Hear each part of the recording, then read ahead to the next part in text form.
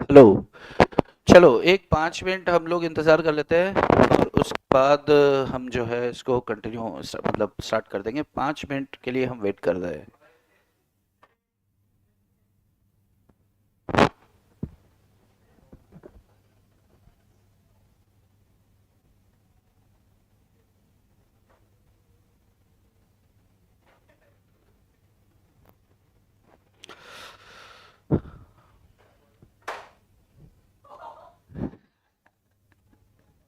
चलो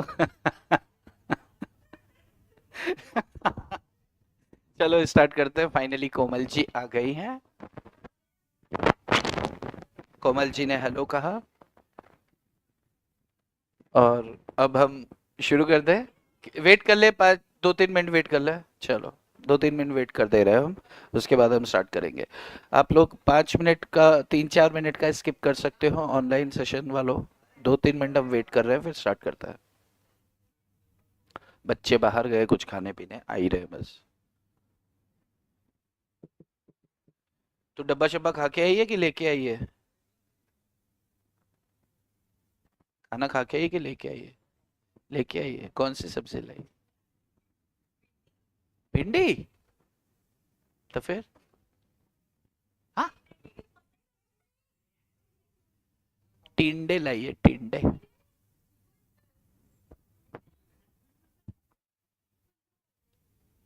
अच्छा, कुंदरू। इधर क्या बोलता है? तो टोंडी? टोंडली? कठिन होता है? मतलब स्वाद होता है?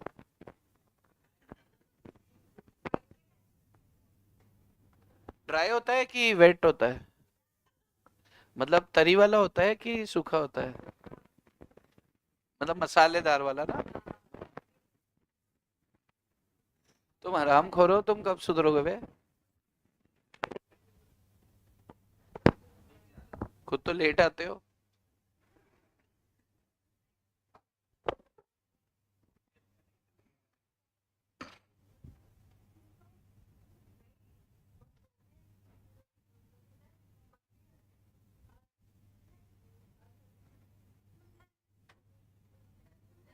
बैग आगे रख दो ना, बैग का जगह है तो आगे। इतना फंस फंस के बैठने से अच्छा है बैग आगे रखो, थोड़ा खुल के बैठो। हाँ देखो ना, ये गुस्से वाली लड़कियां हैं, इनको कैसे समझ आएगा? चलो। चलो तो अपन मान के चल रहे हैं कि जो हैं वो हैं। 60। चलो। नेगोशिएबल इंस्ट्रूमेंट एक्ट बिल्कुल ध्यान से देखना, घंटे में डिस्कस करेंगे। जितना डिस्कशन करेंगे उसे बहुत अच्छे से करना है और बाकी एक बार नजर मार के जाना है, छोड़ना कुछ भी नहीं है। अपन कोशिश करेंगे 5 से 6 क्वेश्चन जो एक्सपेक्टेड है, जो महत्वपूर्ण हो सकते हैं, लेकिन छोड़ना कुछ भी नहीं है। Right, okay. नेगोशिएबल इंस्ट्रूमेंट सुनो। हाँ हाँ। Appropriation, yes. किसी का डाउट था कि साहब अप्रोप्रिएशन ऑफ पेमेंट्स जो है वो हमारा कॉन्ट्रैक्ट में कल रह गया था। तो अप्रोप्रिएशन ऑफ पेमेंट हम डिस्कस करेंगे at the end of the day, at the end of this particular session, ठीक है? अभी नेगोशिएबल का मूड बना रहे हैं तो वो चलने देता है। बट जब खत्म होगा तो जरूर मेरे को एक बार बता देना। शायद मैंने आपसे कहा था शुरू करूंगा तो बता देना, बट अभी बोल रहा हूँ खत्म करेंगे तो बता देना, ठीक है? आपका क्लियर हो गया? तो उंगली काय को कर रहा है भाई? यार ये अच्छी बात नहीं है। भाई जो चीजें आपकी क्लियर है, जो चीजें आपकी क्लियर है उसके लिए आप डिमांड कर रहे हो, तो अपन बाकी लोग का समय क्या पता बाकी लोग का क्लियर हो।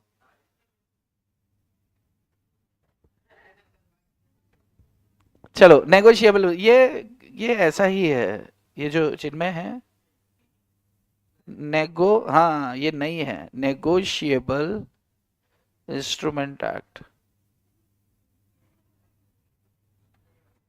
एक्ट 1881, 1881 है ना? हाँ चलो। देख लो, भारत के आजाद होने के पहले के बने हुए हैं सारे एक्ट। मतलब अंग्रेज चले गए, एक्ट छोड़ गए। अपन ने कुछ मेहनत ही नहीं करी किसी कानून के ऊपर।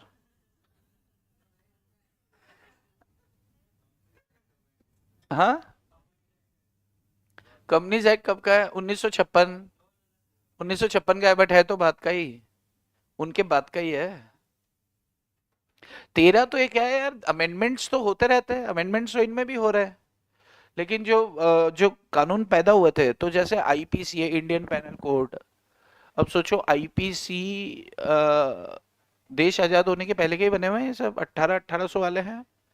लेकिन प्रोविजन तो स्ट्रिक्ट कानून है। हमने कानून बनाया ना, इंफॉर्मेशन टेक्नोलॉजी एक्ट हमारा कानून है। लेकिन कितना ही पालन हो पा रहा है अपने को मालूम है कि दुनिया भर की गाली गलौज अपन सोशल मीडिया पे देख रहे, कहाँ कानून है। अब देखते हो मतलब इतना गंदा हो गया है सोशल मीडिया, इतना कि अभी कोई भी एज फैक्टर का बंदा कुछ भी ज्ञान ले सकता है। अब समस्या ये नहीं, अच्छा हम जैसे आप लोग हो तो आप लोग बड़े सत श्री अकाल दक्ष, आप लोग हैं तो आपका इतना उम्र है कि भाई आप कुछ भी देखने के लिए आप सक्षम हो। लेकिन एक 3 साल का बच्चा, 4 साल का बच्चा, वो भी वही सब देख रहा है जो आप देख रहे हो।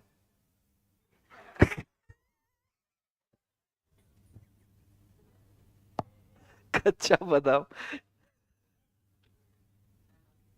कुछ भी कहो यार, बहुत तगड़ा ट्रेंड हुआ था कच्चा बादाम ना। हाँ, अब तो खत्म हो गया कच्चा।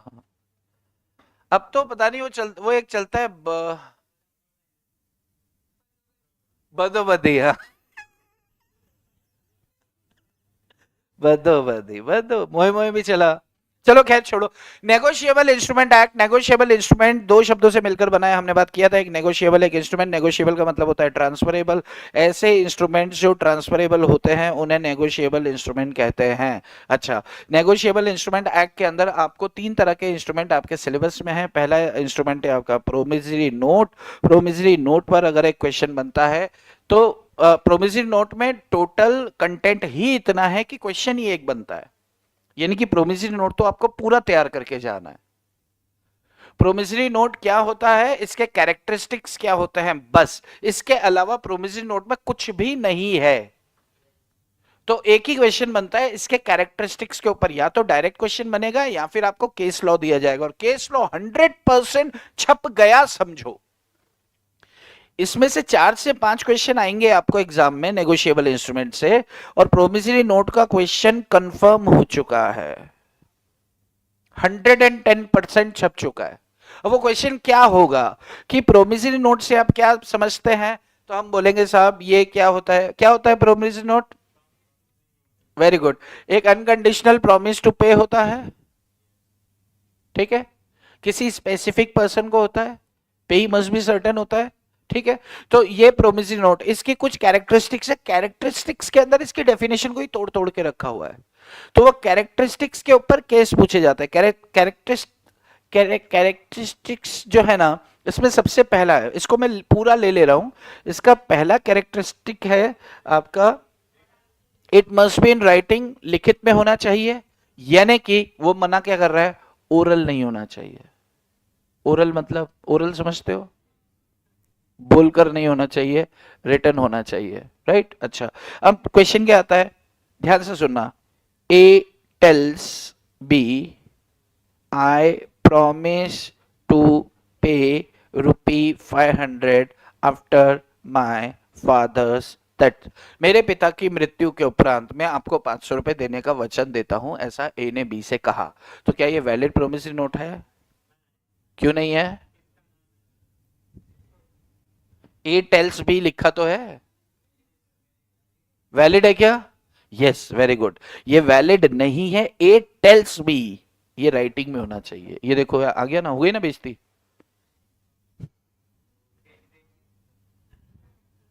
टेल्स देखा नहीं ना? हाँ आगे, यार आगे इसीलिए मैंने लिखा, मैंने पूरी कहानी आगे की इसलिए लिखी है ताकि आप टेल्स पे रुके नहीं। इंस्टीट्यूट भी ऐसा करती, इंस्टीट्यूट पता है क्या करने वाली है, इंस्टीट्यूट आपको क्वेश्चन देगी ए बी सी, बताओ बच्चों बताओ इन तीनों में से, वो देख एक वैलिड यहाँ पे भी आ गया, एक बंदा ये कह रहा है यहाँ पे वैलिड है। यस तो यहां पर क्वेश्चन में आपको 3 केसेस देंगे कि बताओ बच्चों बताओ इनमें से कौन से वैलिड प्रोमिसरी नोट हैं। तो वो कैरेक्टरिस्टिक्स में से आएंगे। तो ये पहला ए टेल्स बी, अगर टेल्स शब्द दिख गया, अगर ए ने बी से कहा, इसका मतलब ये कहा है, ये ओरल है, रिटर्न में नहीं है। तो नेगोशिएबल इंस्ट्रूमेंट का मतलब इंस्ट्रूमेंट होना जरूरी है? इंस्ट्रूमेंट का मतलब बजाने वाला नहीं, इंस्ट्रूमेंट का मतलब कागज। तो कागज पे लिखित होना चाहिए, छपित होना चाहिए, छपा हुआ होना चाहिए, प्रिंटेड होना चाहिए, दोनों ही नहीं है। बात समझ में आ रही है? खेला कहां वो टेल्स शब्द पर। A tells B I promise to pay ₹500 after my father's death. भाई बाप मरेगा उसके बाद 500 रुपए दूंगा, अच्छी बात है दे देना, लेकिन अगर ये लिख कर देता ना तो वैलिड होता। लेकिन यहां क्वेश्चन में ए टेल्स बी है, बराबर क्लियर है। एक दूसरा पॉइंट इसमें देके रखा है, it must be sign, signature होने चाहिए। Third, freely transferable from one person to another, freely transfer, कौन सी ली? Freely transfer to another. Number four is holder's title is free from बकवास। Next, it can be transferred bakwas. Next, it must be unconditional. Unconditional promise to pay. Unconditional का मतलब क्या? कि इसमें condition नहीं होनी चाहिए, ऐसा नहीं है। इसमें कंडीशन हो सकती है। प्रोमिसरी नोट समझते तो है ना?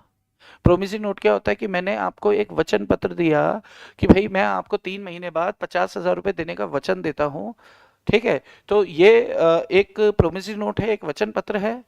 इसके ऊपर अच्छा ये मैं लिख के दूंगा किसी कागज पे और इसके ऊपर मेरे हस्ताक्षर होंगे और ये कितनी बार भी इसे ट्रांसफर किया जा सकता है। तो नेगोशिएबल इंस्ट्रूमेंट का मतलब जिसका नेगोशिएशन, जिसका ट्रांसफर किया जा सके उसे नेगोशिएशन बोलते हैं। यस अच्छा, अब इसमें कोई कंडीशन नहीं लगा सकते। अनकंडीशनल का मतलब क्या है? इसमें कोई कंडीशन नहीं लगा सकते, इसका मतलब ये नहीं है। इसका मतलब है इसमें कंडीशन लगा तो सकते हो लेकिन अनसर्टेन कंडीशन नहीं होनी चाहिए। अनसर्टेन कंडीशन नहीं होनी चाहिए। अनसर्टेन का मतलब जो हो भी सकती है, नहीं भी हो सकती, ऐसी कंडीशन नहीं। जैसे मान लो मैंने आपको एक डॉक्यूमेंट लिख के दिया कि मेरी शादी के 3 महीने बाद, मेरी शादी के 3 महीने बाद मैं आपको 50,000 रुपए दूंगा। शादी हो ना हो, दोनों बातें हो सकती है। मेरी शादी हो भी सकती है, मेरी शादी नहीं भी हो सकती है। अरे सलमान भाई की नहीं हुई साला, मैं क्या चीज हूं? यस तो भाई हम भी किसी सेलिब्रिटी से कम नहीं है। गलत फहमी के शिकार मत बनो तुम। अभी तुम हमें जानते नहीं हो, इतना जानते हो जितना क्लास में है, बाकी पिक्चर हमारी बहुत बाकी है। तो तो अगर मान लो आपको बात समझ में आ रही है कि जिसके जवाब में हां या ना, अगर ये हां ना दोनों सिचुएशंस आती हैं तो अपन क्या बोलेंगे? ये अनसर्टेन कंडीशन है। अच्छा मान लो मैं ऐसा बोलता हूं, चिन्मय ऐसा बोलता है, ठीक है भाई तू तू सलमान, चिन्मय ऐसा बोलता है कि मेरी शादी अगर किससे हो जाती है? कतरीना से। मेरी शादी अगर कतरीना से हो जाती है तो मैं आपको 2 लाख रुपए देने का वचन देता हूं। तो क्या ये सर्टेन कंडीशन है कि अनसर्टेन है? अनसर्टेन है, हो भी सकती है, नहीं भी हो सकती है। तो जहां पर नहीं भी जवाब आ रहा है, भाई कटरीना किसी और के साथ भाग गई फिर क्या उखाड़ लेगा भाई? वो जा चुकी है, बट हम कटरीना कैफ की बात नहीं कर रहे। कटरीना वो पीछे इनके भाड़े पे रहती है गांव में, उसका नाम भी कटरीना है। हाँ उसके पापा आते हैं यहाँ पर काम करते हैं। चलो तो अगर मान लो किसी के साथ भाग गई तो वो इसकी ना हो पाई, और हो सकता है इसकी हो भी जाए, यानी कि अनसर्टेन है। अच्छा अगर ये कहता है कि मेरी शादी दुलारी देवी से हो जाती है, चिन्मय की शादी किससे हो जाती है? दुलारी देवी। तो दुलारी से मेरी शादी हो जाती है और उसके पप्पा ने मुझे दहेज में 2 लाख रुपए दिए तो मैं आपको दूंगा। अरे मान लो दुलारी की शादी से हो भी जाते, पप्पा 2 लाख इसको दहेज में देंगे, क्या गारंटी? दे भी सकते हैं, नहीं भी दे सकते हैं। ठीक है, मिस्टर एक्स ने कहा कि मेरे पापा की मृत्यु के 3 महीने बाद मैं आपको 50,000 रुपए देता हूं। तो क्या ये सर्टेन कंडीशन की अनसर्टेन है? सर्टेन है कि अनसर्टेन है? ये तो सर्टेन बोल रहे हैं, आप क्या बोलते हो, अनसर्टेन है कि सर्टेन है? सर्टेन है। मरेगा या नहीं मरेगा? अरे मरना तो तय है। कब मरेगा? जब भी मरेगा, लेकिन मरना तो तय है, ये एक शाश्वत सत्य है।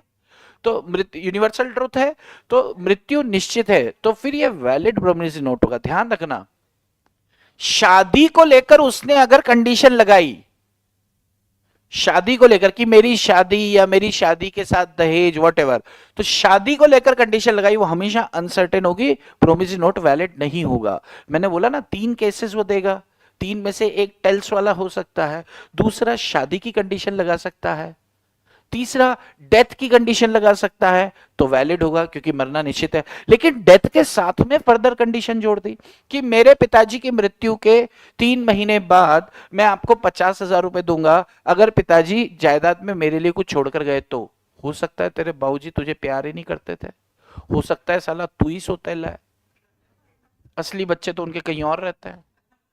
तो हाँ, तो मोह मोह हो सकता है। तो यहां पर अनसर्टेनिटी सेकंड कंडीशन में आ रही है, तो ये इनवैलिड हो जाएगा। बात समझ में आ रही है? सिर्फ प्लेन डेथ की कंडीशन होगी ना, तो आप वैलिड करके आना। प्लेन शादी की कंडीशन हो, प्लेन हो या मिक्स हो, शादी की कोई कोई भरोसा नहीं है, तो अनसर्टेन है। डेथ के साथ अगर दूसरी कंडीशन कोई जुड़ी है तो उसे जरूर देख लेना कि उसके उसमें हाँ और ना, अगर दोनों जवाब आते हैं तो अनसर्टेनिटी है। क्लियर है? Next, next is it must B stumped. Stumped का मतलब ठप्पा लगा होना चाहिए? नहीं, रेवेन्यू स्टम्प, वो टिकट लगती है ना, वो अपना तुक लगा के चिपका देते हैं टिकट, रेवेन्यू टिकट, वो लगा होना चाहिए और उसको प्रॉपरली कैंसिल, तो इसको ड्यूली स्टम्प्ड बोलते हैं। याद है ड्यूली वर्ड इस्तेमाल किया था हमने, ड्यूली ड्यूली, ड्यूली का दिल तुम पे आया, ड्यूली ड्यूली। नेक्स्ट, पेई must be certain, very good, पेई मस्ट बी सर्टन, इसका मतलब क्या है? पेई कौन होता है? देने वाला कि लेने वाला?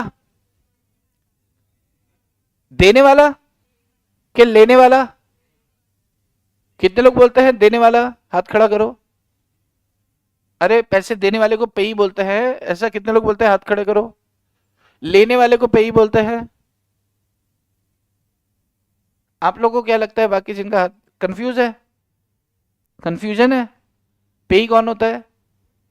लेने वाला ना, रिसीव करने वाला। कंफ्यूज हो रहे हो क्या? देखो ध्यान से सुनो, जिसके पीछे से अर की आवाज आती है उसे वो देने वाला होता है, और जिसके पीछे से ई की आवाज आती है वो लेने वाला होता है।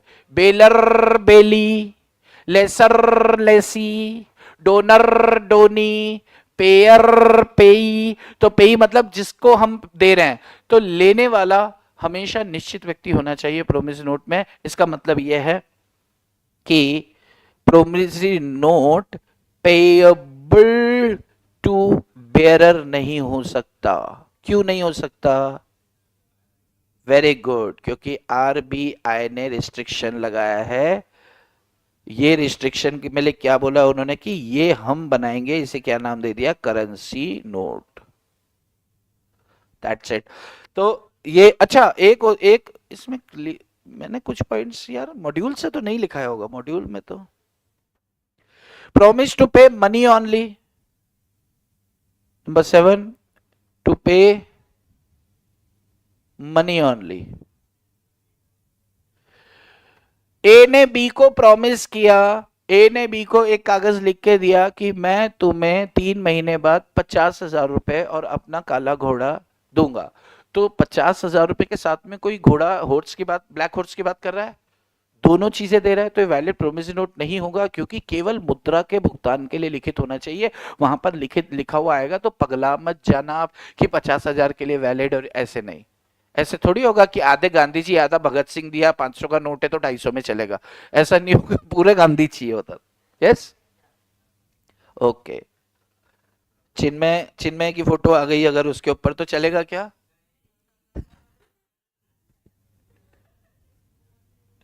वो चूरन के पैकेट में बिकेगा। promise to pay a certain sum, promise to pay a certain sum, certain सम का क्या है, निश्चित निश्चित रकम होनी चाहिए, रकम नहीं।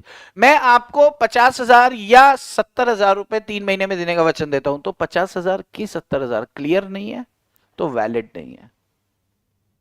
यस। और लास्ट है इसमें पे सर्टेन हो गया, ये हो गया, ये हो गया, ये हो गया, लगभग सारा हो गया, ऑलमोस्ट हो गया।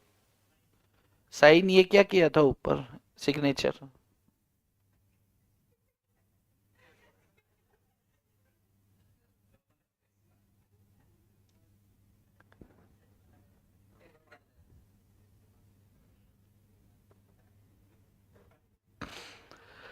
चलो, तो अगर इतना समझ में आता है तो प्रोमिसरी नोट खत्म।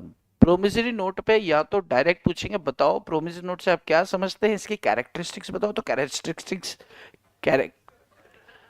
एसेंशियल एलिमेंट्स यही हैं इसके। यस।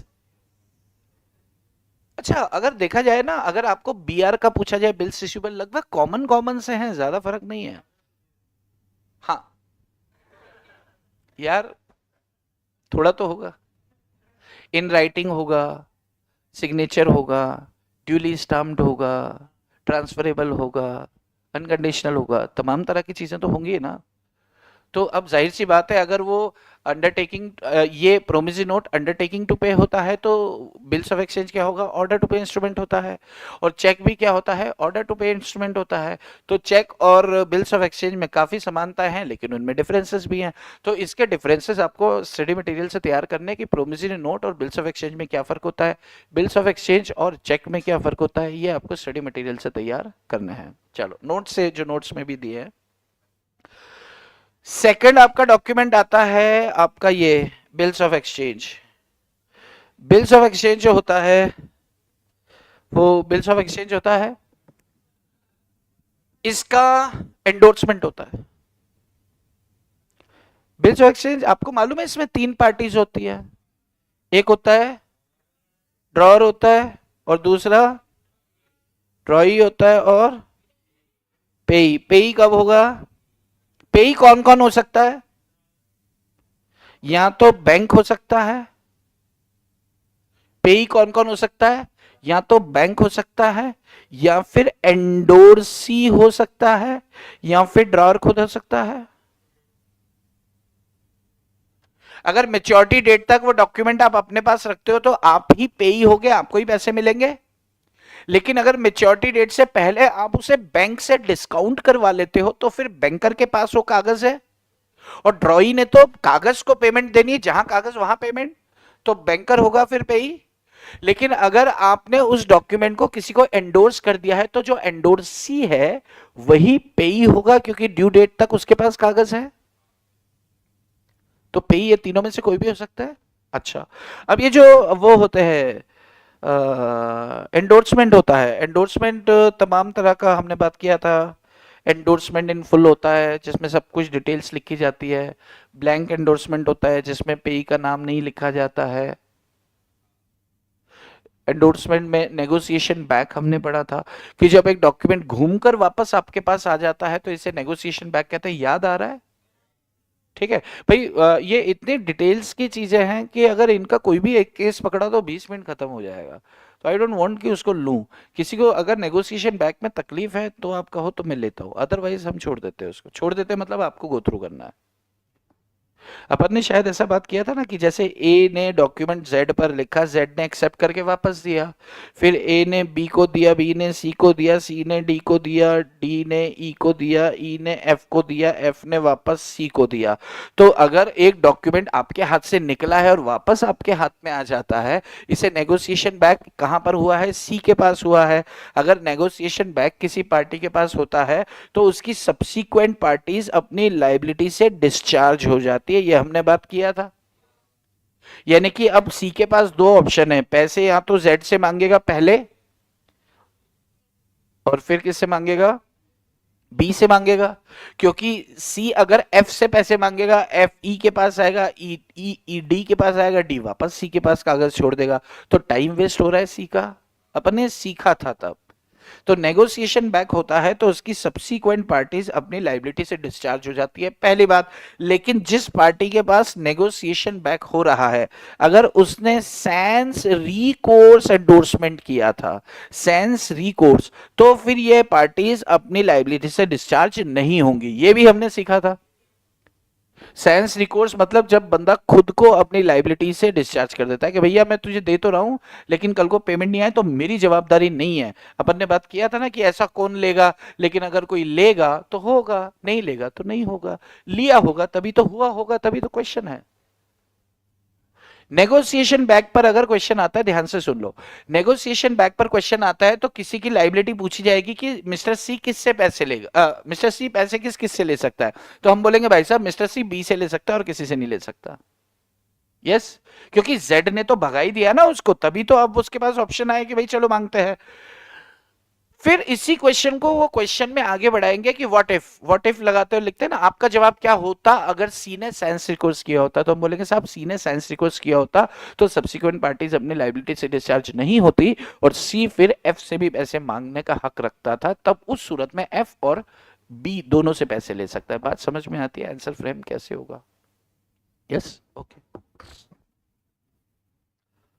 अभी अभी तो आए हो, अभी अभी जाना है, ढल गया दिन, हो गई शाम, जाने दो, जाना है, अभी अभी आए हो। चलो, कुछ इंस्ट्रूमेंट है, क्लासिफिकेशन ऑफ नेगोशिएबल इंस्ट्रूमेंट। फटाफट फटाफट से मैं नाम ले रहा हूं, बोल दे रहा हूं। बेयरर इंस्ट्रूमेंट मतलब ऐसा इंस्ट्रूमेंट जो पेबल टू बेयरर होता है, वो मतलब जिसमें पार्टी का नाम नहीं लिखा होता, उसे बेयरर बोलता है, यानी कि जिसके हाथ में इंस्ट्रूमेंट उसका मालिक वो, और इसको सिर्फ डिलीवरी से ट्रांसफर कर देते हैं। ऑर्डर इंस्ट्रूमेंट में पार्टी का नाम लिखा होता है तो डिलीवरी एंड साइन दोनों करने होते हैं तो ट्रांसफर होता है। तीसरा तीसरा आपका है इनलैंड इंस्ट्रूमेंट। इनलैंड इंस्ट्रूमेंट किसी बच्चे का डाउट था कल ग्रुप पर और उनको डाउट का जवाब नहीं मिल पाया, बट वो कह रहे हैं कि उनका हो गया। ऐसा कोई भी इंस्ट्रूमेंट जो भारत में लिखा गया है, एंड एंड पेबल भी भारत में है, और drawn upon any person resident in India, या फिर भारत के किसी भी पर्सन पे लिखा गया है, उसे अपन इनलैंड इंस्ट्रूमेंट कहते हैं। और इनलैंड के ऊपर अपन ने केस स्टडीज देखी थी जब हमने पढ़ा था, आप गो थ्रू कर सकते हो, ठीक है। फॉरेन इंस्ट्रूमेंट मतलब जो इनलैंड इंस्ट्रूमेंट नहीं है उसे अपन फॉरेन इंस्ट्रूमेंट कह देते हैं। नेक्स्ट आता है इनकोएट, दिस इज इंपॉर्टेंट, इसके ऊपर केस बनता है। इनकोएट का मतलब क्या होता है? इनकम्प्लीट। इनकम्प्लीट मतलब रकम नहीं लिखी है, इसके ऊपर केस तयशुदा, छप गया समझो, लिख लो कहीं छप गया। पहला क्या छपा था आपका? प्रोमिसरी नोट की एसेंशियल एलिमेंट्स, वो चीज कैरेक्टरिस्टिक्स, क्या एसेंशियल एलिमेंट्स, उसके केसेस। और दूसरा क्वेश्चन लिख लो, इन कोएट इंस्ट्रूमेंट छप चुका। इन कोएट, इन चोएट भी बोल देते कुछ लोग, चोएट, ये चोएट नहीं कोएट होता है। इन कोएट इंस्ट्रूमेंट्स, इनकोएट इंस्ट्रूमेंट क्या होता है भाई साहब? जो इनकम्प्लीट है, इनकम्प्लीट है तो अब दो बातें करते हैं अपन, या तो वो चेक होगा या फिर वो बिल होगा, ठीक है। अगर चेक है और इसके अंदर अमाउंट आपने ब्लैंक छोड़ दिया, तो सामने वाला तो बैंकर से कुछ भी भर के पैसे ले लेगा, तो आप उस पर सूट फाइल कर सकते हो, जितना उसका हक था वो बस उतना ले सकता है। लेकिन ले तो पूरा बैंक, तो यार आप वो जितना चेक में लिखेगा बैंकर तो पेमेंट कर देगा। ए पापा की बारी, तो वहां से उठ के आगे आ जाना, वो तेरे को पढ़ने नहीं दे रही है, छुप छुप के आ जाना, आ जा, ए परी आ जा, हाँ पापा की परी आ जा यार, वो तेरे को पढ़ने नहीं दे रही है, मैं देख रहा हूँ, तेरे से बातें करती है ऐसे छुप जाती है। अब ठीक है, चलो। तो मान लो कि आपको चेक, ब्लैंक चेक दिया है, सुनो ना आप मुझे सुनो, ब्लैंक चेक दिया है और ब्लैंक चेक के अंदर, ब्लैंक चेक दिया है मतलब उसके अंदर फिगर नहीं है, तो फिगर आपको बोला गया था कि भाई जितना बनता है उतना भर लेना। बनता था 10 लाख रुपए, आपने 14 लाख भर लिए, 4 लाख एक्स्ट्रा ले गए आप। तो बैंक क्या करेगा? बैंक तो यार आपके अकाउंट में पैसा डाल देगा, गलती आपकी है, तो ऐसा हो गया।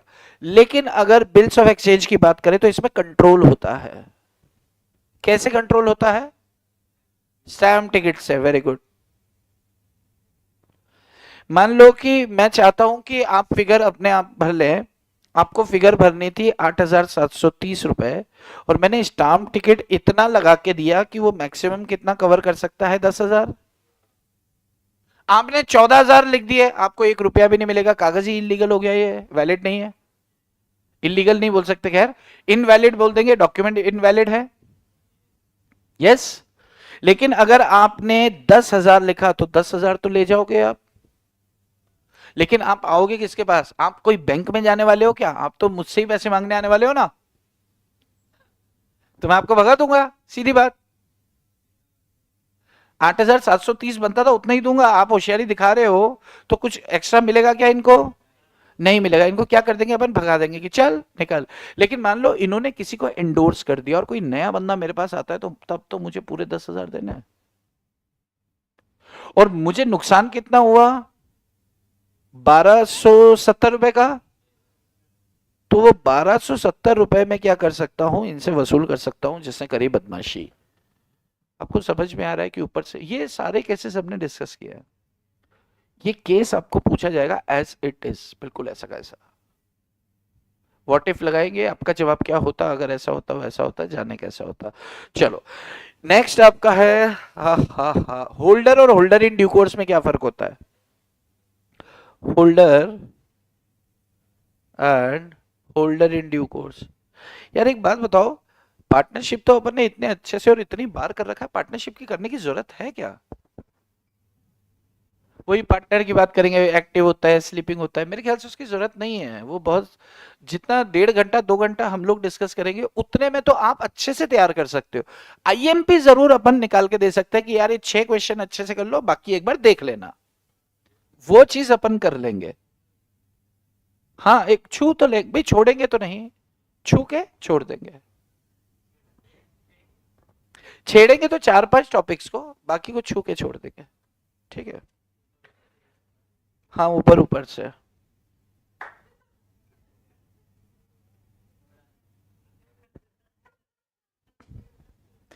Holder, holder in due course. अच्छा, होल्डर, होल्डर बनने के लिए आपको क्या चाहिए? होल्डर क्या होता है? लड़की जिसमें बल्ब लगाते हैं। अरे होल्डर ही तो बोलते हैं, क्या बोलते हैं? जिसमें सीएफएल लगता है वो क्या होता है? होल्डर होता है। या होल्डर मतलब क्या है? एग्जाम है पगली, एग्जाम। वो ना जानबूझ के तुझे बातों में लगाती है ताकि तू पास ना हो पाए, तू परी की परी बन के रह जाए पापा की, और वो बन के निकले पर। तो तुम ना, वो तुम्हारी कहने को तुम्हारी मित्र है, पर वो तुम्हारे साथ बहुत षड्यंत्र रच रही, ध्यान, कॉन्स्पिरेसी चल रही है उसके दिमाग में कि ये पास नहीं होनी चाहिए लड़की, ऐसे कुछ सोच रही है। पूछ लो उसको, क्यों ऐसा ही है ना? देखो हाँ बोल रही है, हंस रही है, देखो। तुम्हें थोड़ा समझना पड़ेगा, अभी एग्जाम सिर पे है, तो कुछ समय भी ये प्यार मोहब्बत जो है ना खत्म करो। सही बोल रहा हूँ मैं, वरना मजे नहीं आएगा।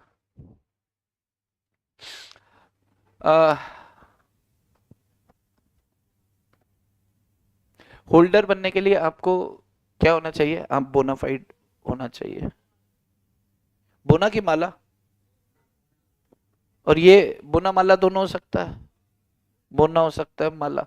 बोना माला में क्या फर्क होता है? बोनाफाइड मतलब होता है गुड फेथ। गुड फेथ मतलब सद्भावना, अच्छी भावना। और ये क्या होती है? दुर्भावना। दुर्भावना मतलब ऐसी भावना जो दूर से नजर आ जाती है कि गलत है, तो इसको क्या बोल देते हैं? दुर्भावना। ठीक है। नंबर 2, ड्यू डेट से पहले आप होल्डर बने हो, ये ड्यू डेट से पहले या ड्यू डेट के बिफोर और आफ्टर कभी भी है तो होल्डर इन ड्यू कोर्स बन जाओगे। तीसरी चीज, आपने कंसीडरेशन पे किया है, इसे पे किया हो ना किया हो, आप होल्डर इन ड्यू कोर्स बन जाओगे। यस, ठीक है। चौथी बात, आप कांट स्यू। तो ये मैंने लिखा रखे हैं यार, एक बार देख लेना, 3-4 डिफरेंसेस हैं, 3-4 डिफरेंसेस आपको तैयार करके जाना है। और उधर कुछ डाउट है क्या इसमें? क्लियर है, कर सकता है ना? अब एक इंपॉर्टेंट क्वेश्चन और आता है इसके अंदर, और वो इंपॉर्टेंट क्वेश्चन क्या है आपका? चेक। बात करें अब चेक के ऊपर, क्या क्वेश्चन आता है? देखो ना, ध्यान से समझो, ध्यान से समझो, सुनो सुनो इस देश के लोगों, सुनो। प्रोमिसरी नोट पर एक क्वेश्चन वो लोग पूछेंगे तय है, और एक के अलावा दूसरा क्वेश्चन बनता ही नहीं है। या तो फ्लैट क्वेश्चन पूछेंगे डायरेक्ट, या फिर केस स्टडी, और केस में अपन ने 4-5 केसेस डिस्कस किए। क्वेश्चन ये होगा, 3 ऑप्शंस आपको दे देंगे ए बी सी, और पूछेंगे कि इसमें से कौन सा वैलिड प्रोमिसरी नोट है, कौन सा नहीं है, तो 2-2 3-3 लाइन में खत्म करना है। अगर आपने अभी वाला प्रॉपर शब्द सुना तो इसके बाहर एक शब्द नहीं पूछेंगे, वो एक शब्द मतलब एक शब्द भी नहीं। दूसरा अब बात करें बिल्स ऑफ एक्सचेंज से क्या क्वेश्चन हो सकता है, तो या तो एंडोर्समेंट को लेकर क्वेश्चन पूछा जाएगा, और जब एंडोर्समेंट पे अच्छा क्वेश्चन होता है तो नेगोशिएशन बैक होता है प्लस साइंस रिकॉर्ड्स उसके अंदर मिक्स कर देता है। या फिर दूसरा क्वेश्चन इन कोएट इंस्ट्रूमेंट को लेकर है, जब इन कोएट का जवाब देंगे तो चेक वाला भी मैटर कवर करेंगे कि ब्लैंक चेक था, भर लिया तो बैंक से ले गया अपन, ले लो। और बिल्स ऑफ एक्सचेंज, एक्सचेंज में फिर स्टाम्प टिकट लगा है तो क्या, नहीं लगा है तो क्या, लगा है तो कितने वैल्यू कवर करता है, उसके अकॉर्डिंगली होगा। और होल्डर इन ड्यू कोर्स में डिफरेंस आ सकता है, promissory note bills of exchange में डिफरेंस आ सकता है, बिल्स ऑफ एक्सचेंज चेक में डिफरेंस आ सकता है। ये टाइम पास आपको बैठ के घर पे करना है। अब बात आती है चेक पर, अगर क्वेश्चन आता है तो चेक पर 2 क्वेश्चन बहुत लाजमी बनते हैं, बहुत इंपॉर्टेंट बनते हैं। एक होता है presentment of cheque on time, presentment of check on time,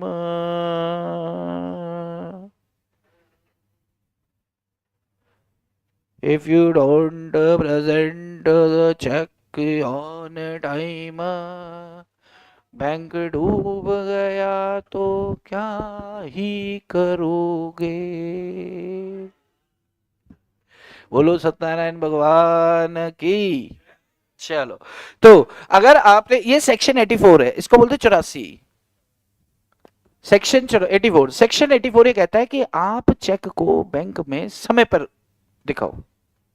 आपने सुना, ऐसा सुना है ना कि भाई 3 महीने हो जाते हैं तो चेक खराब हो जाता है, स्टेल हो जाता है, ऐसा सुना है। फिर वो कागज का टुकड़ा, अरे ढूंढो मत, देख लो, यहां देख लो, सिर्फ सीख लो। अच्छा अच्छा, बता दो, ठीक है। ये मिलेगा नहीं है आपको मेरे ख्याल से, ये मॉड्यूल में भी नहीं है, किधर भी नहीं है क्या? अरे प्रेजेंटमेंट है जो मैं सेक्शन 84 बता रहा हूँ, शायद वो ना मिले, मालूम नहीं, होगा तो ढूंढ लेना, मेरे को ध्यान नहीं है। ध्यान से सुनो, सुनो रे। मान लो ए ने बी को, ध्यान से सुनना, ए ने बी को चेक दे दिया 10 लाख रुपए का।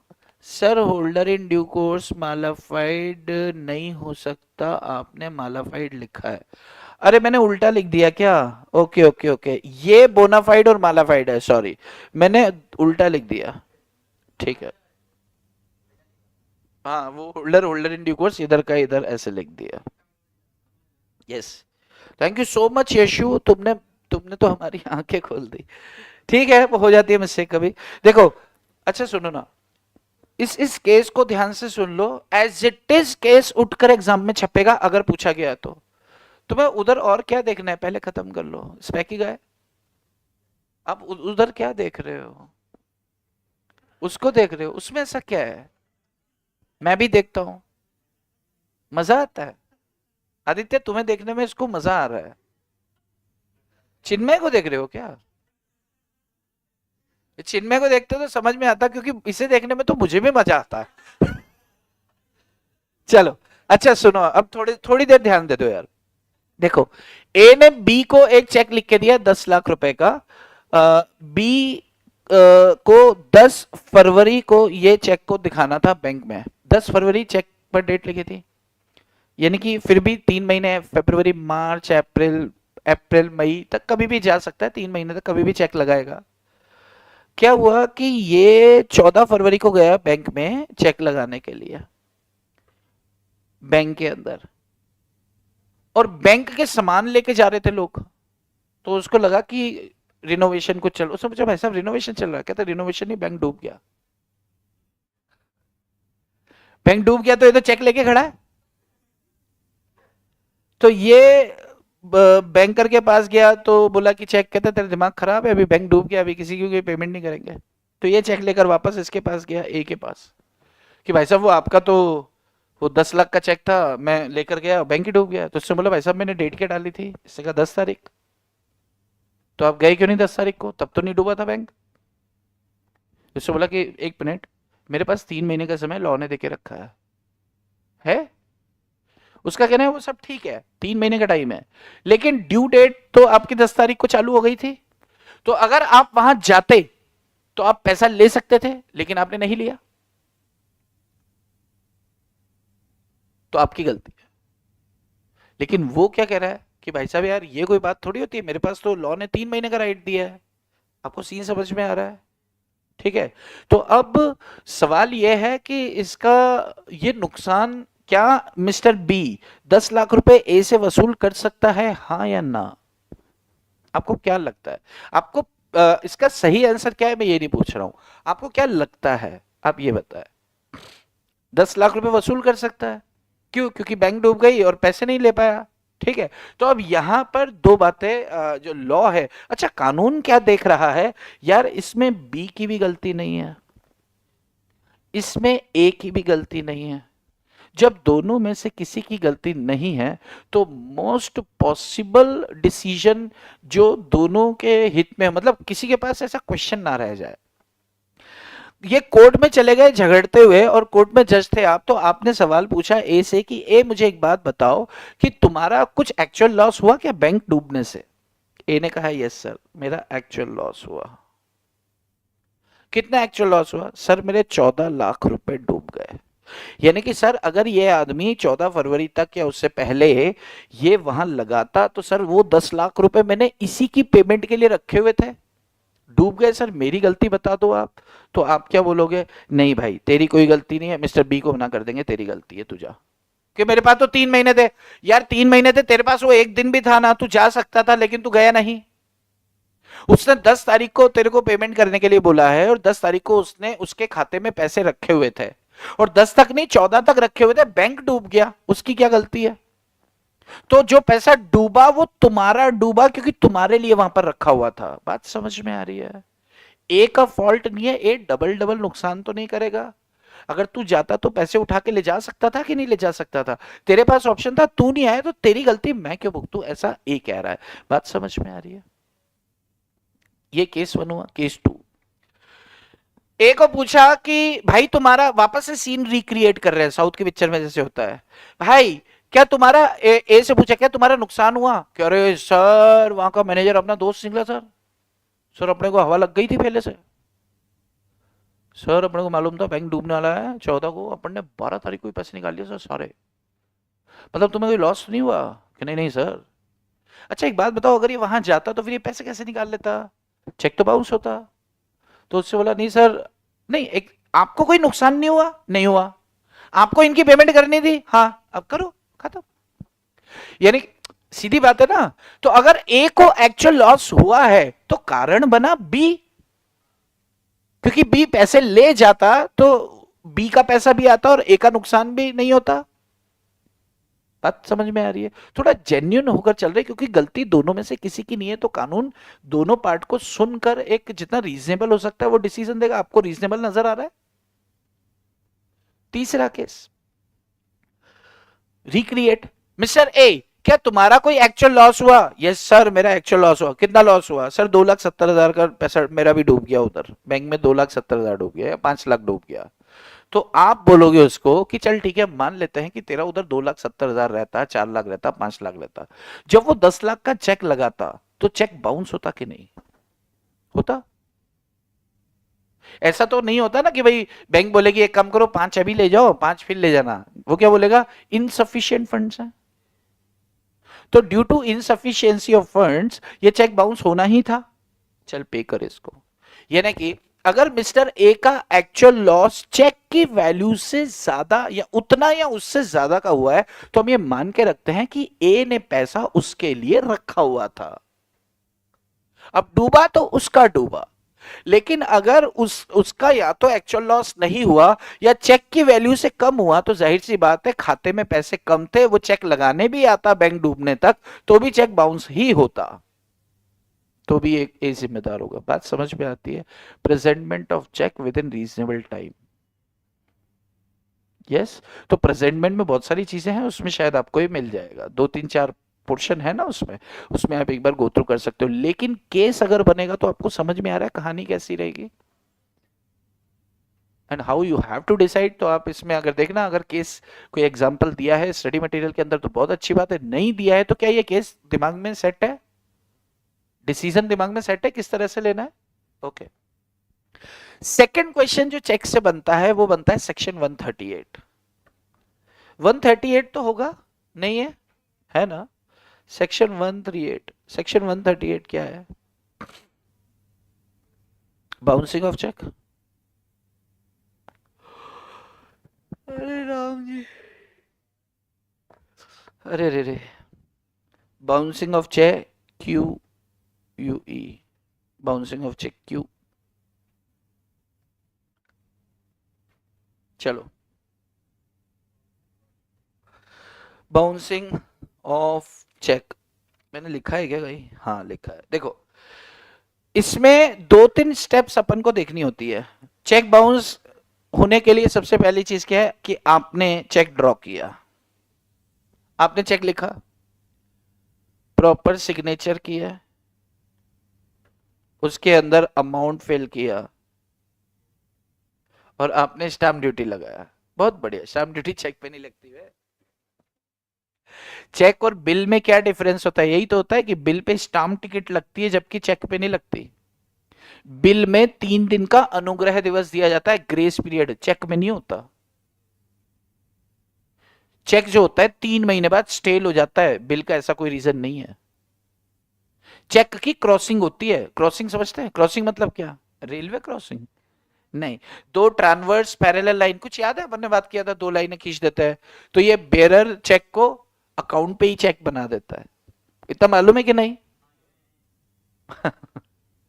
तो दोनों के बीच में डिफरेंस लिखने को आओगे तो 3 4 5 डिफरेंसेस हैं, ये लिख सकते हैं आप। तो चलो देखो, आपने चेक लिखा, सिग्नेचर किया प्रॉपर, सब अच्छी बात है। क्यों चेक लिख के दिया? क्योंकि आपको उसके पैसे देने थे, लीगली एनफोर्सिएबल डेट था। उसने चेक लगाया, पेमेंट नहीं हो पाया, रीजन क्या? Insufficiency of funds.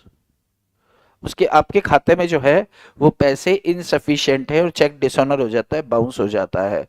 तो क्या होगा? प्रोसीजर क्या होगा?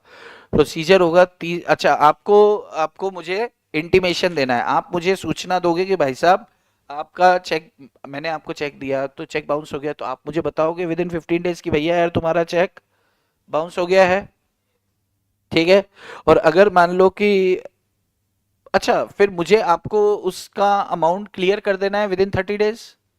30 डेज ये आप मुझे नोटिस दे दिए हो और नोटिस के 30 डेज के अंदर मुझे क्या कर देनी है? आपकी पेमेंट कर देनी है। अगर मैं पेमेंट नहीं कर देता हूं तो आपके पास 1 महीने का समय है, आपके पास 1 महीने का समय है, आप मुझ पे सूट फाइल कर सकते हो। 1 मंथ, समझे?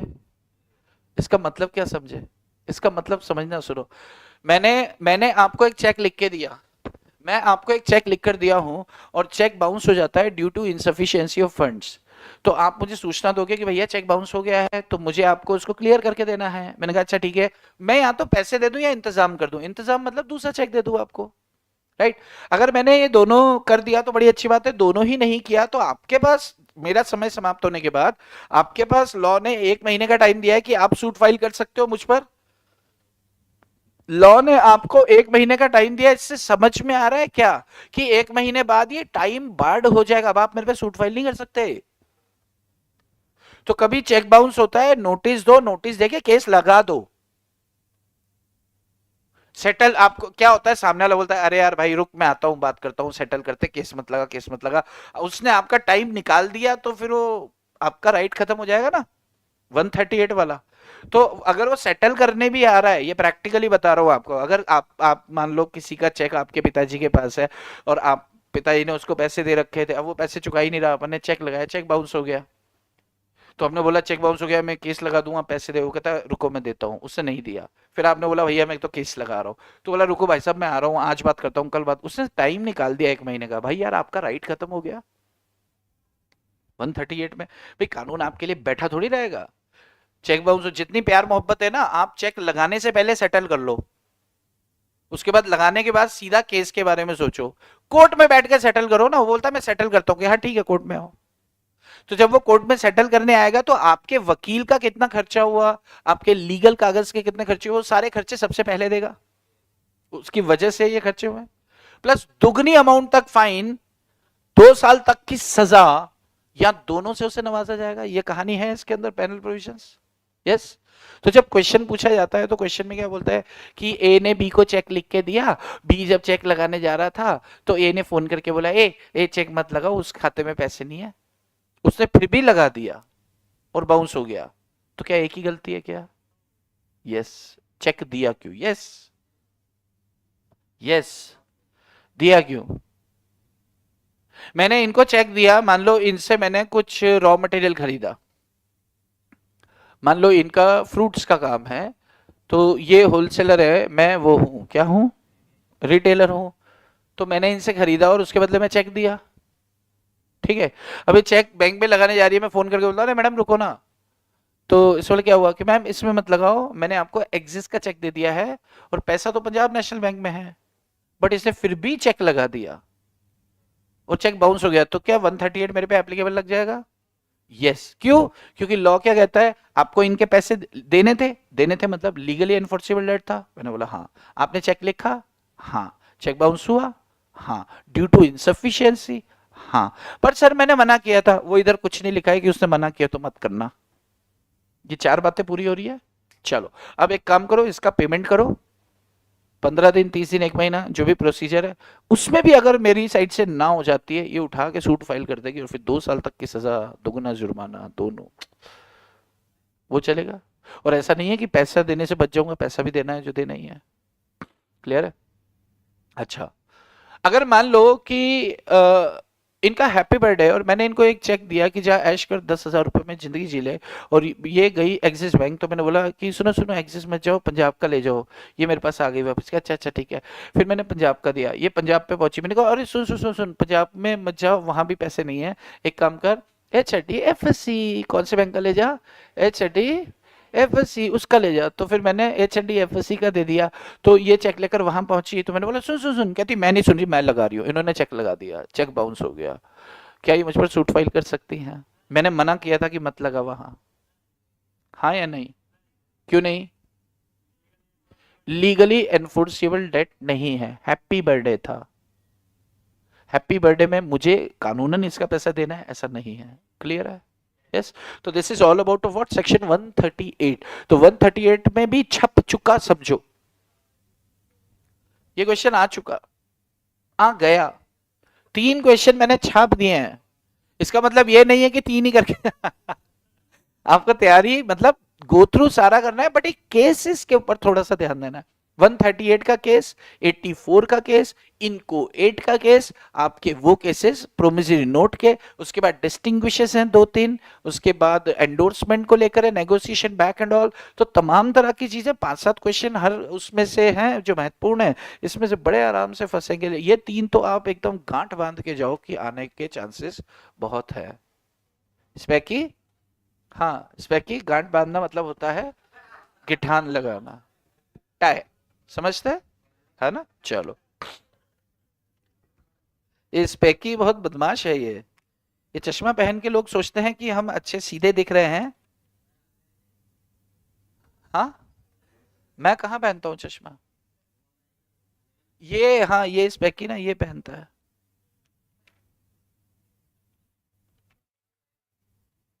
अरे तो खत्म हो गया। तो ये इंपॉर्टेंट जो पोर्शन थे वो मैंने देख लिए हैं। बाकी आप जो आप गो थ्रू करना चाहो आप गो थ्रू कर सकते हो, आप स्वतंत्र हैं, छोड़ो कुछ मत, देख कर सब जाना।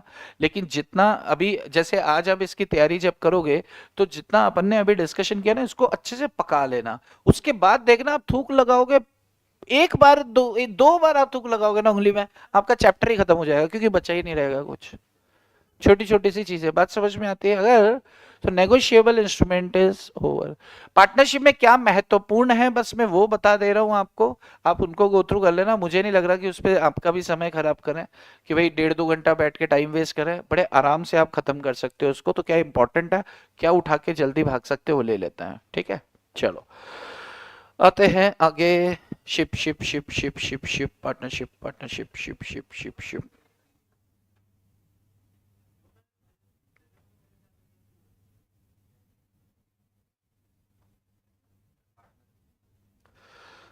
Partnership act. पार्टनरशिप में पार्टनर्स कितने, अच्छा पार्टनरशिप में रजिस्ट्रेशन प्रोसेस, रजिस्ट्रेशन प्रोसेस होती है ना, रजिस्ट्रेशन वाला चैप्टर वो पूरा देख के जाना कि रजिस्ट्रेशन कराने नहीं कराने के क्या आपको वो हैं। रजिस्ट्रेशन ऑफ पार्टनरशिप फर्म, तो रजिस्ट्रेशन ऑफ पार्टनरशिप फर्म के अंदर अगर आप रजिस्ट्रेशन नहीं कराते हो तो क्या नुकसान है, रजिस्ट्रेशन नहीं कराते हो तो कौन से राइट्स पे अफेक्ट नहीं पड़ता है। देखो आप रजिस्ट्रेशन नहीं कराते हो तो आप अपने फर्म के ऊपर, फर्म किसी पे सूट फाइल नहीं कर सकती, कोई भी फर्म के ऊपर सूट फाइल कर सकता है, आप किसी के ऊपर केस फाइल कर सकते हो लेकिन 100 रुपए की डिमांड के लिए, उससे ज्यादा वकील ले लेगा, मतलब नहीं कर सकते हो। 100 रुपए के लिए किसी पे केस फाइल करेंगे क्या? नहीं करेंगे। करेंगे क्या? नहीं करेंगे। तुम करोगे? हाँ। तो ये इनको करने दो यार। इनको जैसे ये 100 रुपए के लिए केस फाइल करने की बात करेंगे तो सबसे पहले एक्सपल्शन ऑफ पार्टनर होगा। एक्सपल्शन मतलब समझते हैं, लात मार के बाहर निकालना। ठीक है, तो इसको बोलेंगे कि इसको घुमाया जाएगा कि चल घूम, तो और फिर बोलेंगे चल निकल। तो उस, नहीं एक्सपल्शन के अंदर निकाला जा सकता है अगर फर्म के हित में हो तो निकाल सकता है। मेजोरिटी है ना, 3 पार्टनर्स, नया पार्टनर लेकर आएंगे तेरे को निकालेंगे।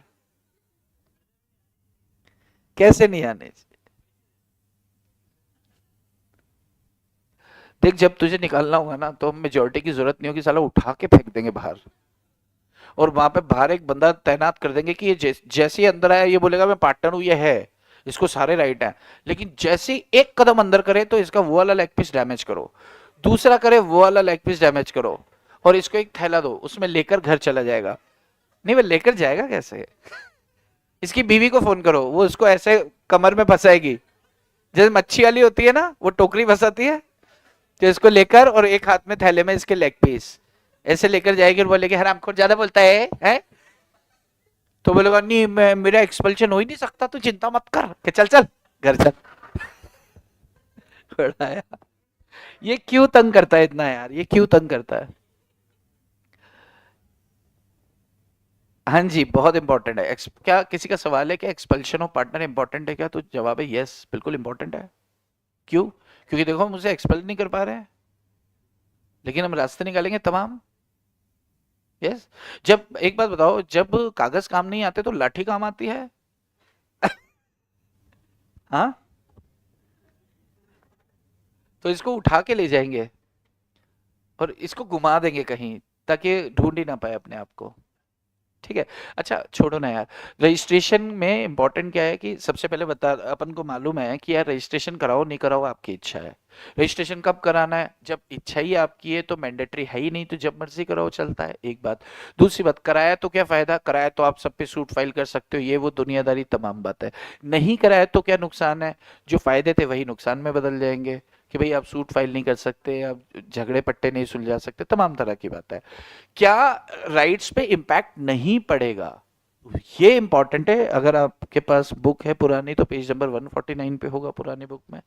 ठीक है, तो अदरवाइज स्टडी मटेरियल से कि कौन से राइट्स पर इम्पैक्ट नहीं पड़ता, ये इंपॉर्टेंट है। रजिस्ट्रेशन नहीं कराया तो कौन से राइट्स पर इम्पैक्ट नहीं पड़ता।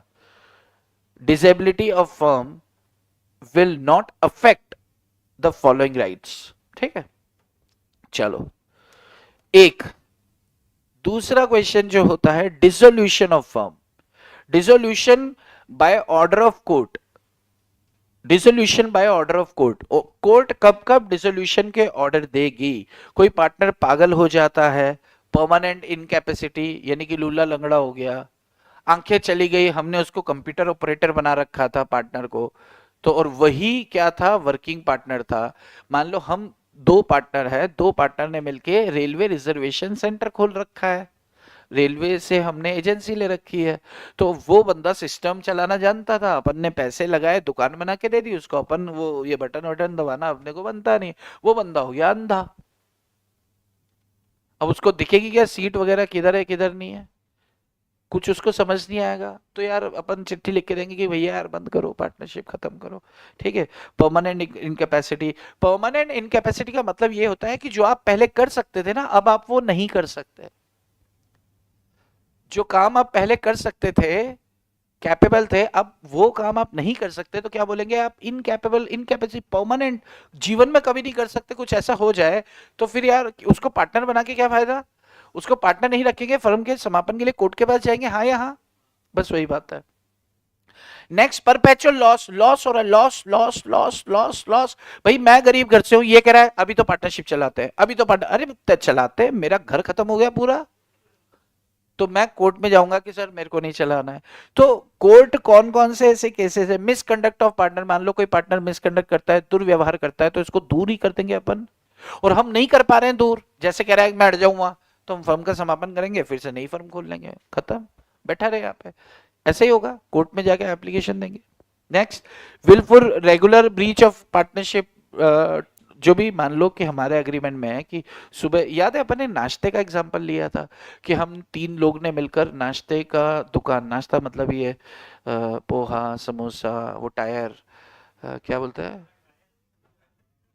मेंदू वड़ा, और वो इडली सांभर डोसा, ये सारी चीज।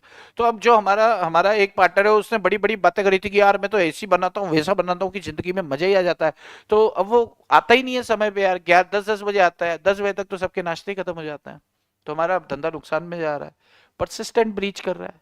या फिर उसने कुछ ऐसा मिसबिहेव किया जिससे मार्केट रेपुटेशन खराब हुई, विदाउट टिकट ट्रेन में सफर कर रहा था, पुलिस ने पकड़ के 4 चांटे मारे, और उससे पूछा कि कौन है तू, तो उसने चिल्ला के नाम लिया कि मैं उस पार्टनरशिप फर्म का पार्टनर हूँ, पार्टनर हूँ, पार्टनर हूँ, पार्टनर हूँ।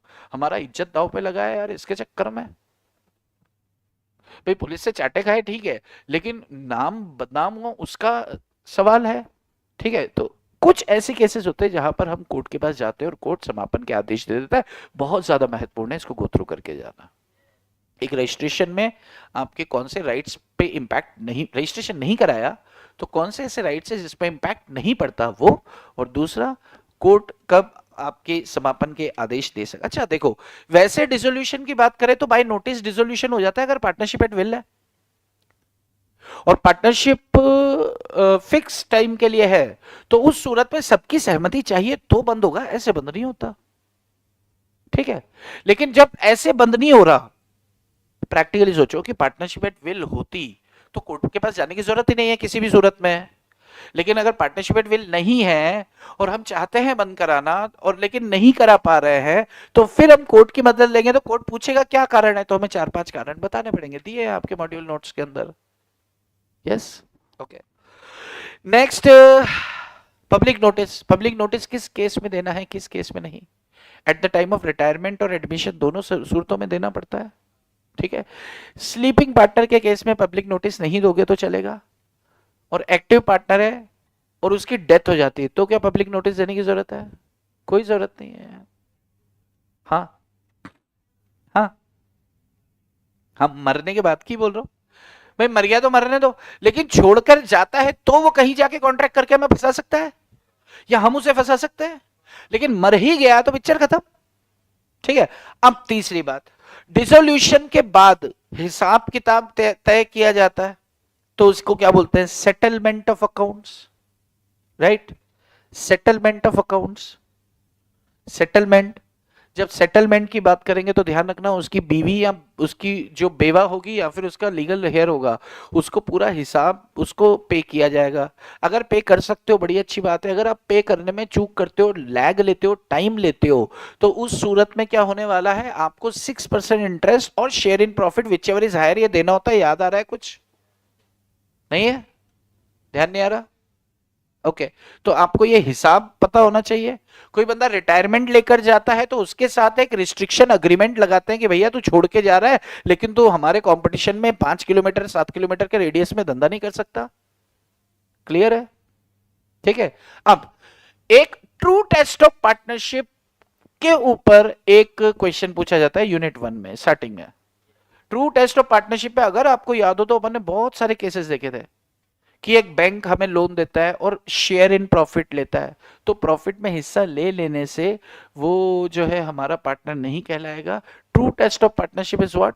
Mutual agency. कुछ याद आ रहा है? अपन ने एक रिटायर्ड बंदा अगर कहता है या तो मेरा पैसा दो या फिर प्रॉफिट में हिस्सा दो, उसे प्रॉफिट में हिस्सा दे रहे लेकिन अब वो पार्टनर तो नहीं है। कोई पार्टनर मर गया, उसके बच्चे को प्रॉफिट में हिस्सा मिल रहा है लेकिन वो पार्टनर तो नहीं है। बैंक ने लोन दिया, उसे हम प्रॉफिट में हिस्सा दे रहे हैं लेकिन वो पार्टनर तो नहीं है। तो ये 4-5 केसेस हमने डिस्कस किए थे, शायद आपको ध्यान हो तो, पर ध्यान नहीं होगा ना, बहुत टाइम होगा। कितने लोग को ध्यान है हमने डिस्कस किए थे? ध्यान है? ओके। तो ये आप और डिस्कस कर, ये आप और एक बार गो थ्रू कर लोगे तो खत्म हो जाएगा। पार्टनरशिप के अंदर रिकॉन्स्टिट्यूशन ऑफ फर्म, तीसरा इंपॉर्टेंट पार्ट, तीसरा और आखिरी इंपॉर्टेंट पार्ट। रिकॉन्स्टिट्यूशन का मतलब क्या होता है? इनकमिंग पार्टनर, आउटगोइंग पार्टनर, जब नया पार्टनर आता है छोड़ के जाता है तो क्या लीगल रिक्वायरमेंट होती है? रीवैल्यूएशन, रियलाइजेशन अकाउंट कब बनते हैं? एक डिस्टिंग्विश पूछा जा सकता है डिसोल्यूशन ऑफ फर्म और डिसोल्यूशन ऑफ पार्टनरशिप, दोनों में क्या फर्क होता है? शायद मैंने लिखवाया था ये आपको। डिसोल्यूशन ऑफ फर्म और डिसोल्यूशन ऑफ पार्टनरशिप में क्या फर्क होता है?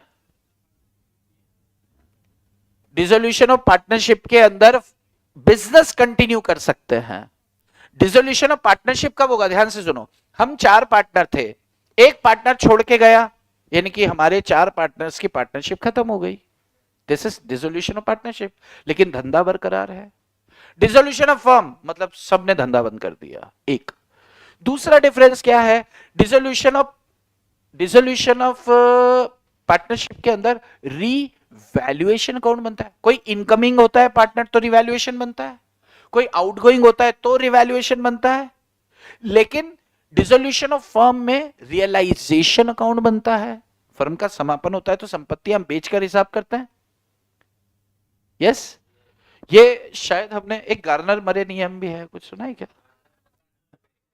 मुर्रे, हाँ भाई, ऐसा नर जो मर चुका है उसे गाड़ दिया जाता है तो उसका नाम क्या होता है? गार्डनर मरे। तो मरे हुए को गाड़ दो, ऐसा नर जो मर चुका है उसे गाड़ दो, उसे क्या बोलते हैं? गार्नर मरे।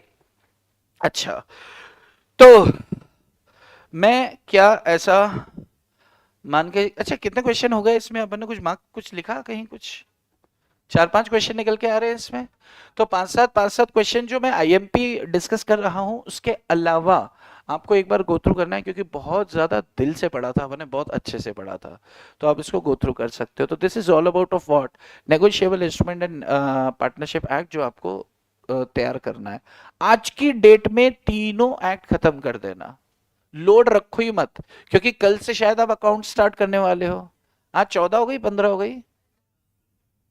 14 है, 15 है आज? 15 हो गई आज। ओके, तो ठीक है फिर। All the very best, all the very best. बिल्कुल घबराने का नहीं, डरने का नहीं, रुकने का नहीं, झुकने का नहीं, और गुस्सा होने का नहीं। गुस्सा बिल्कुल भी नहीं होना है, गुस्से से पाप लगता है, खुद को ही लगता है। जो गुस्सा करता है उसको क्या लगता है? पाप लगता है, पाप है, अपराध है, तो ये सब नहीं होना चाहिए। क्लियर है क्या? यस। तो चलो फिर आज के लिए इतना ही। आपकी शाम खूबसूरत हो, बाकी चर्चा करेंगे हम कल। या कुछ और बात करनी है तो आप बोलो, मैं रुका हूं। If you want to do something, जैसा आप बोलो वैसा करते हैं। कुछ बातचीत, कुछ समस्याएं? हाँ, क्या बोल रहे हो?